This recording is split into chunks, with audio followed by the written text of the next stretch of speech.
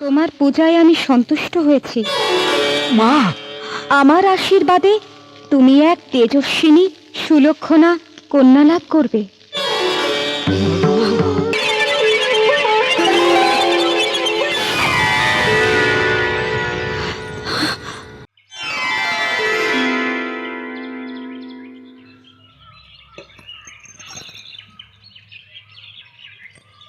ওং শান্তি, ওং শান্তি, ওং শান্তি, ওং শান্তি।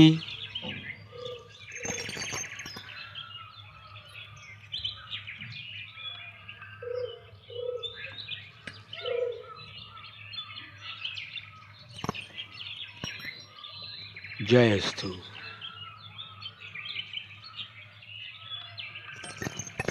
জয়স্তু।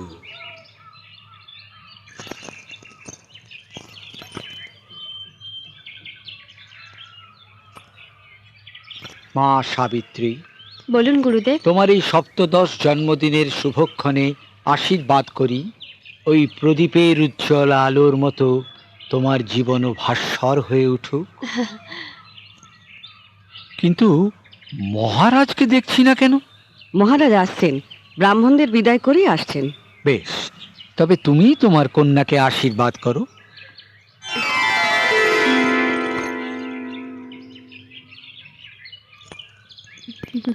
মা,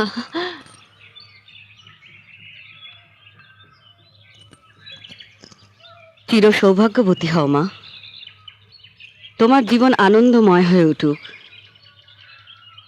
আজ তোকে একটা কথা বলি মা, সাবিত্রী দেবীর পুজোটাকেই তোর জীবনের মন্ত্র করে নে, তাহলে দেখবি কোনো দিন কোনো অমঙ্গল তোকে স্পর্শ করবে না। তারই কৃপায় আমরা তোকে পেয়েছি। জানি মা, তাই তো আমার নাম রেখেছ সাবিত্রী। কিন্তু তুই জানিস না মা, তোর বাবা দীর্ঘ 18 বছর ধরে কঠোর সংযমের মধ্যে দিয়ে এই সাবিত্রী দেবীর পূজা করে তবেই তার কৃপা লাভ করেছে। যেদিন তার সেই 18 বছরে কঠিন তপস্যা শেষ হলো, সেই দিন ওং ভূঃস্বাহা, ওং ভুবঃস্বাহা, ওং স্বস্বাহা, ওং অগ্নিদেবায় নমঃ স্বাহা, ওং মহাদেবায় নমঃ স্বাহা, ওং রুদ্রদেবায় নমঃ স্বাহা, ওং সাবিত্রী দেব্যৈ নমঃ স্বাহা, ওং স্বস্বাহা, ওং অগ্নিদেবায় নমঃ স্বাহা, ওং মহাদেবায় নমঃ স্বাহা, ওং ইন্দ্রদেবায় নমঃ স্বাহা।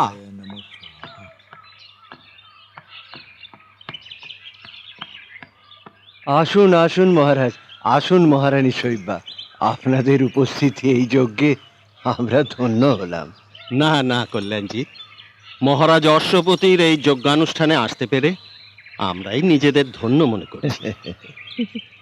মহারানী শৈব্যা, এই আপনার পুত্র সত্যবান না?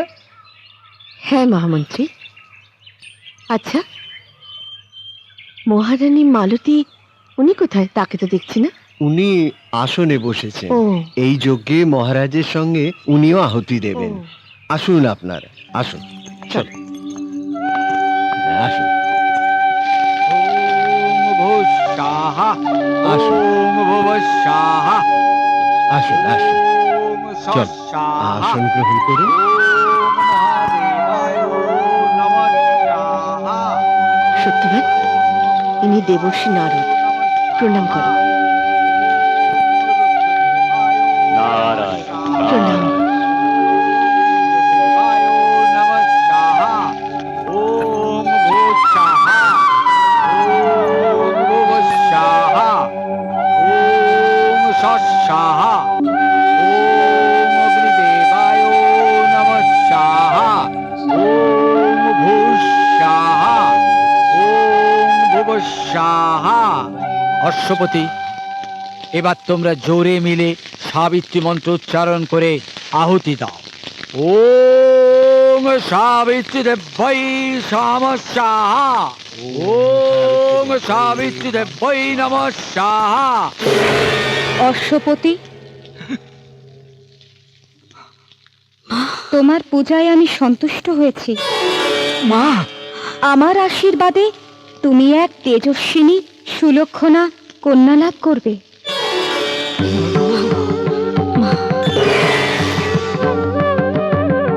তারপর তারপর তারপর তুই এলি। সে এক আশ্চর্য ঘটনা। শেষ মুহূর্ত যখন এগিয়ে আসছে, রাজবাড়ির সবাই তখন খুব ব্যস্ত। তখন আমার চোখে এক আশ্চর্য ঘুম এসে গেল। ঘুম? হ্যাঁ, ঘুম। আর সেই ঘুমের মধ্যে আমি দেখতে পেলাম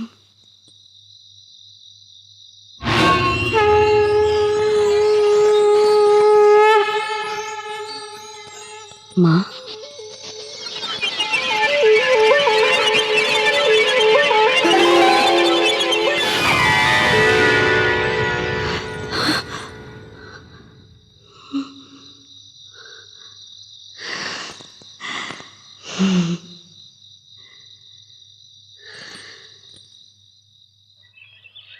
এ তো স্বপ্নের মতন। এ কি সত্যি মা?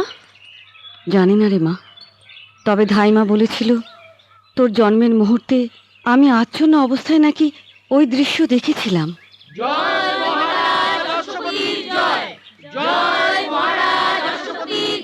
ওই মহারাজ আসছেন।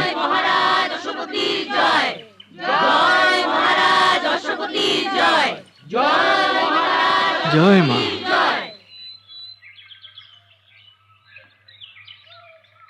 প্রণাম গুরুদেব। এবার কন্যাকে আশীর্বাদ করো অশ্বপতি। কি আশীর্বাদ করব গুরুদেব? আমার এই মাকে আমি কি ভাষায় যে আশীর্বাদ করব সে ভাষা আমার জানা নেই। যাই বলি তৃপ্তি হয় না। শুধু শুধু মা করুণাময়ীর চরণে এই প্রার্থনাই করি যে তার দয়া থেকে আমার এই মাটি যেন কখনো বঞ্চিত না হয়। বাবা,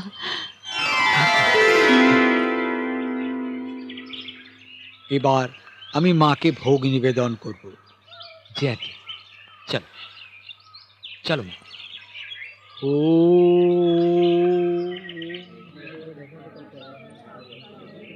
আগামী শুক্লা ত্রয়োদশীতে তোমার স্বয়ম্বরের আয়োজন করেছি মা। স্বয়ম্বর? হ্যাঁ মা, স্বয়ম্বর। এতক্ষণে নিশ্চয়ই দূতেরা বিভিন্ন রাজ্যে নিমন্ত্রণ পত্র নিয়ে বেরিয়ে পড়ার জন্য প্রস্তুত হয়ে গেছে। মা, বিয়ের কি সত্যিই প্রয়োজন আছে? প্রয়োজন আছে, নিশ্চয়ই আছে মা। প্রত্যেকটি মেয়ের বিবাহের প্রয়োজন আছে। পতিগৃহই হচ্ছে মেয়েদের সবচেয়ে নিরাপদ এবং সম্মানজনক আশ্রয়স্থল। বিবাহিত জীবনের স্বামী হচ্ছে বড় সম্বল, তার আত্মীয় স্বজন সবচেয়ে প্রিয়জন। কিন্তু এত তাড়াতাড়ি কেন মা? কেন মা, তুমি কি বিবাহের জন্য মানসিকভাবে প্রস্তুত নও? আমি এখনো সে বিষয়ে কিছুই ভাবিনি। বেশ, তুমি তাহলে মনের দিক থেকে প্রস্তুত হও। আমি না হয় কল্যাণজিকে বলে দিচ্ছি স্বয়ম্বরের দিন পিছিয়ে দিতে। যাও মা, তুমি বিশ্রাম নাও।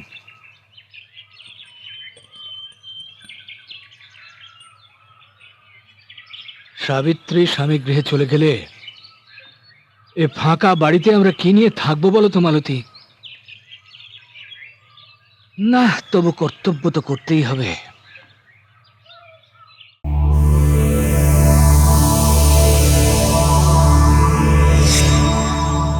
এমন আরো অনেক ভিডিও দেখতে এই চ্যানেলটি সাবস্ক্রাইব করে নিন এবং পাশের বেল আইকনটি প্রেস করে দিন।